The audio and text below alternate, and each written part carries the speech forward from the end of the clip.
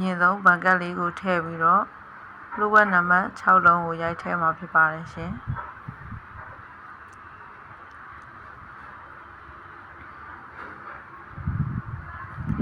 ပြီးတော့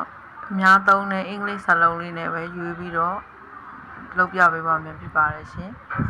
အရင်ဆုံးသူကတော့ transfer ကတော့အဲ့ဒီအပေါ်က money transfer လေးကိုနှိပ်ပါမယ်အပေါ်ဆုံးကတော့တခြားဘဏ်တွေကိုလွှဲမှာဖြစ်ပါတယ်ဒုတိယခလုတ်ကတော့သူဘဏ်ချင်းလွှဲတာပါ